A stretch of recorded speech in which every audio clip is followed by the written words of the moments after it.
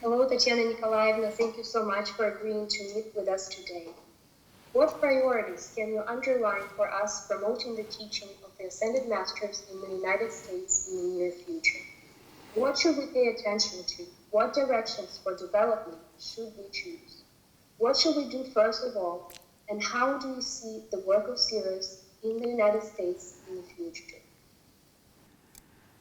Это учение, которое дают владыки, обращается напрямую к сердцам людей.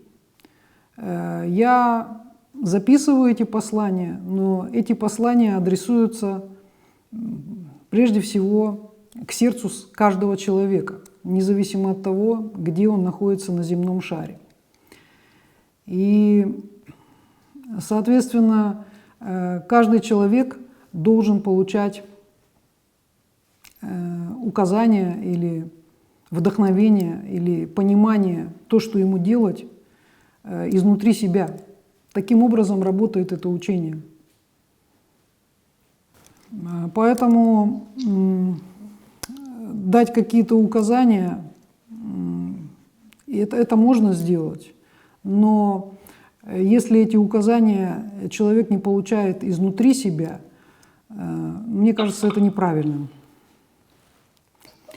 Ну, смысл того, что я сказала, что до тех пор, пока человек не получает внутреннего указания изнутри себя, все внешние какие-то рекомендации, они не будут работать. Но первоочередным является донести книги учения до как можно большего количества людей. Потому что мы можем говорить об учении, но это будет как бы преломление этого учения через того человека, который его пересказывает. Поэтому самым лучшим будет это, чтобы человек имел контакт только с первоисточником, с книгой.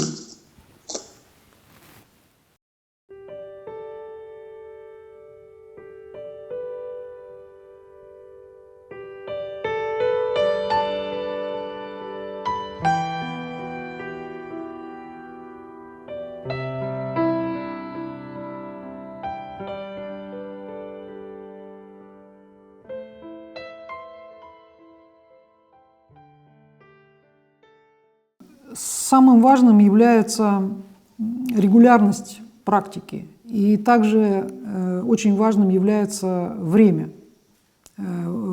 которое вы уделяете духовной практике. Минимум нужно 1 час в день посвящать духовной практике. Но лучше, если это будет 2,5 часа в день.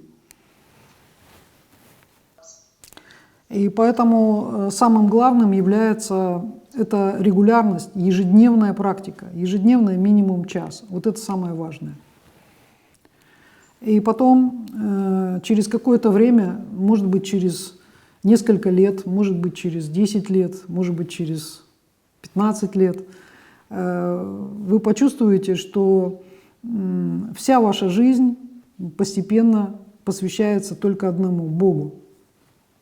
Что бы мы ни делали в нашей жизни, если мы это делаем с правильным мотивом, из чувства долга перед нашими детьми, перед нашими родителями, перед нашей Родиной, перед нашими друзьями. Когда мы делаем что-то из чувства долга, то мы фактически занимаемся карма-йогой. То есть мы посвящаем все, что мы делаем, Богу.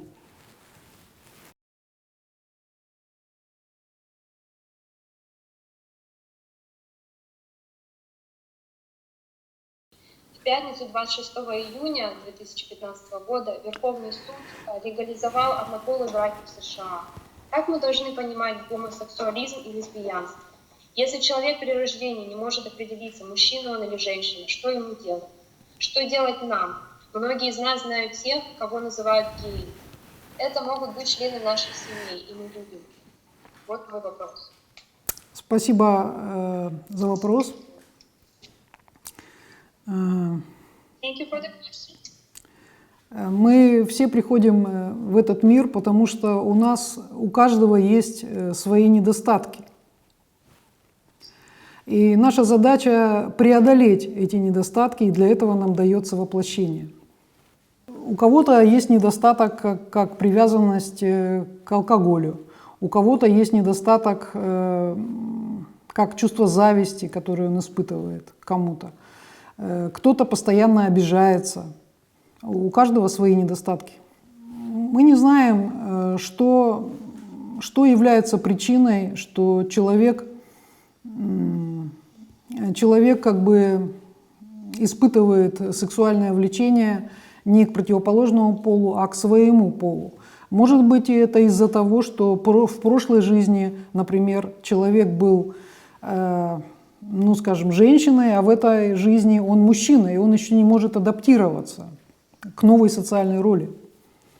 Но мы должны понять, зачем люди вступают в брак.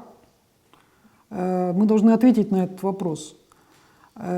Если люди вступают в брак для того, чтобы иметь детей, то брак между людьми одного пола, он не дает этого результата. Если же люди вступают в брак для того, чтобы получать сексуальное наслаждение или удовольствие, то владыки в этом случае дают нам учение. Когда мы направляем нашу сексуальную энергию не для того, чтобы зачать ребенка, а для того, чтобы получить от этого наслаждение, то мы неправильным образом используем эту энергию, и таким образом мы творим карму. Если два мужчины или две женщины вступают в сексуальные отношения между собой для того, чтобы получить удовольствие, они точно так же творят карму. Многие говорят, что люди одного пола вступают в брак для того, чтобы помогать друг другу, идти по жизни. Однако тысячи лет назад в этом случае была испробована другая форма объединения. Это монастырь или братство. Когда-то давно, да не так давно, в Советском Союзе был закон, который люди, которые вступали в гомосексуальные отношения между собой, преследовались, и была статья, уголовная статья в кодексе. Во многих культурах таких людей просто забивали камнями или убивали. Но поскольку мы знаем учение, мы можем по-другому относиться к таким людям. Мы можем своей любовью помочь им преодолеть этот свой недостаток. Тогда, когда мы слишком что-то осуждаем, либо испытываем бурную эмоциональную реакцию по какому-то поводу, ну, например, она лесбиянка или он гомосексуалист, мы очень резко это осуждаем, испытываем ненависть. И таким образом, этой своей очень сильной эмоциональной реакцией мы как бы привлекаем к себе в будущей жизни точно эту же проблему. И мы будем в следующей жизни геями или лесбиянками. Очень, очень большой проблемой нашего общества является то, что те отношения, которые не являются правильными отношениями, они в настоящее время возводятся в ранг закона и всячески поощряются. Очень, очень важным является все-таки позиция общества к этой проблеме. И тогда, когда мы правильно ставим приоритеты, то мы позволяем людям, которые склонны к лесбиянству либо гомосексуализму, преодолеть эти свои недостатки. Потому что многие люди не имеют этих недостатков, но тогда, когда они видят, что в обществе к этому относятся ну, как бы слишком большое внимание, что ли, этому уделяют. И они просто тоже решают, почему бы нам тоже не попробовать так. Поэтому, когда в обществе эта проблема неправильно рассматривается, то это очень плохо.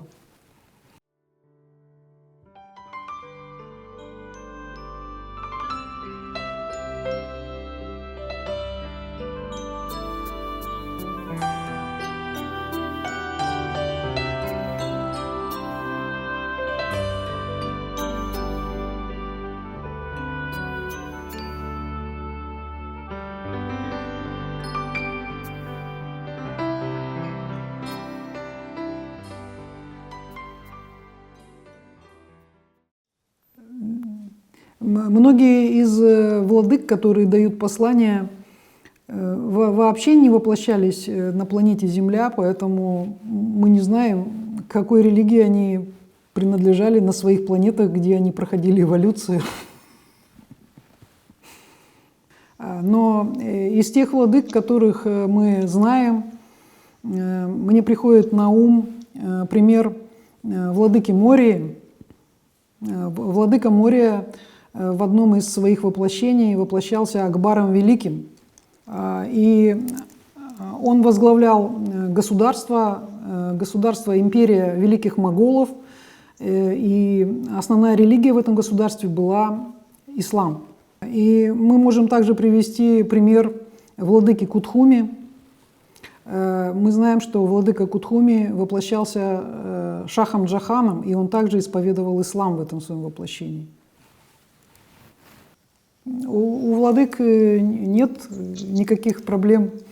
Мне кажется, они все религии воспринимают как разные пути к одной и той же истине.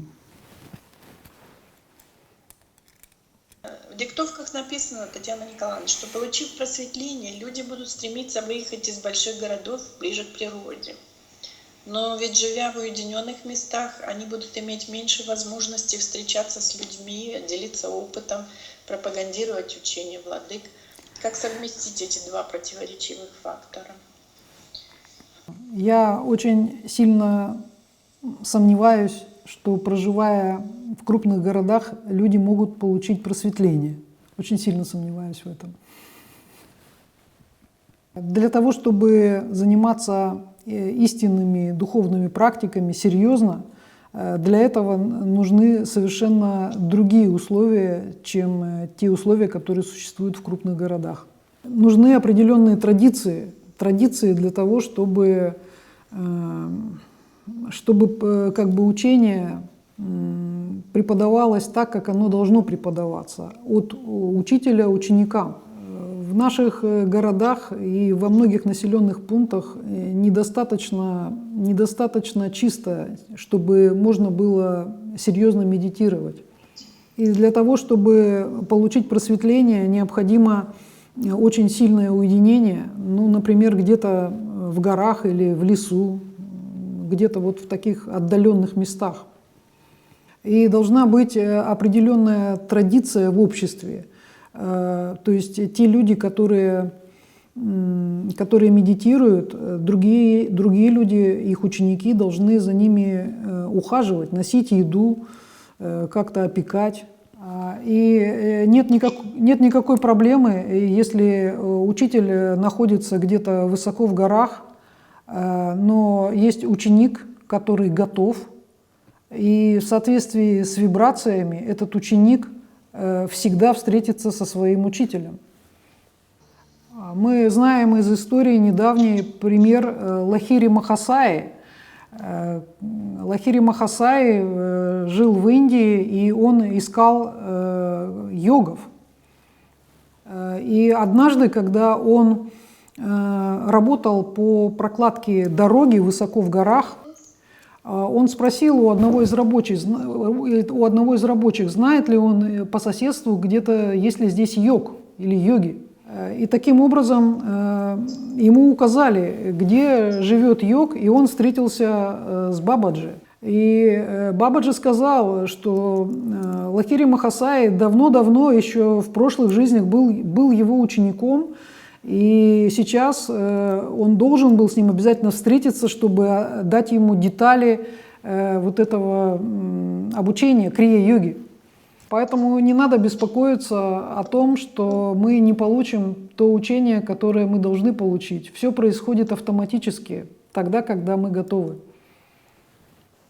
Но все, что мы можем сделать, это мы можем побеспокоиться о том, чтобы создать на Земле более приемлемые условия, где люди могли бы жить в чистых местах и заниматься духовными практиками.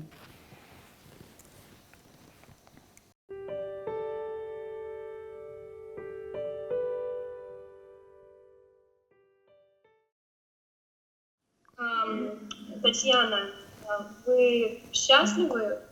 Вы довольны своей жизнью и тем служением, которое вы выполняете как посланник Великого Белого Братства?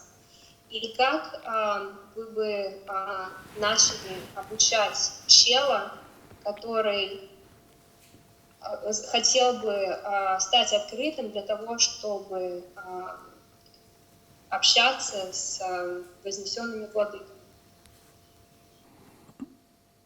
Ну, я не могу сказать, что я полностью являюсь счастливой, потому что в начале, когда владыки начали давать диктовки, у меня было понимание, что они должны очень широко распространиться на Земле.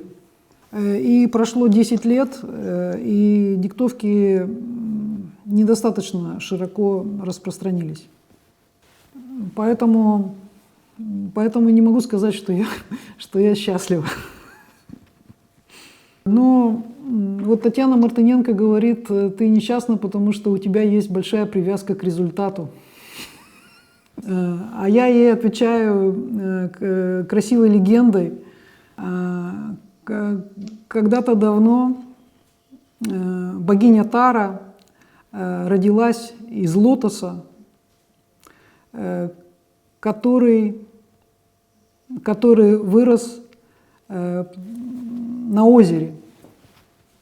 И это озеро было составлено из слез, которые пролил Авалокитешвара.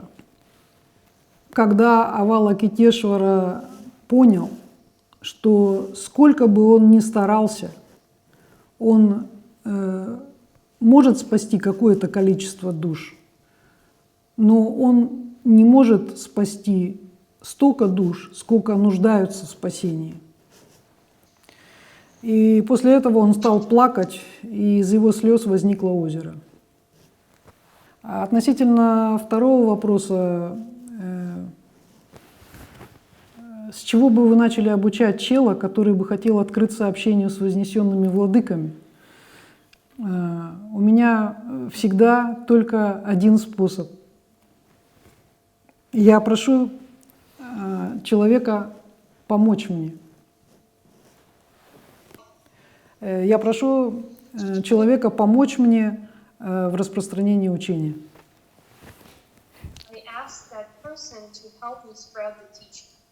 Чтобы спасти как можно больше душ.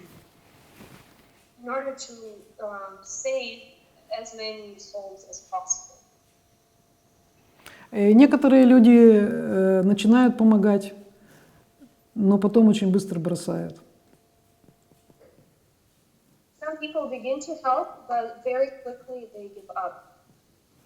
И настоящие ученики никогда не бросают помогать своему учителю.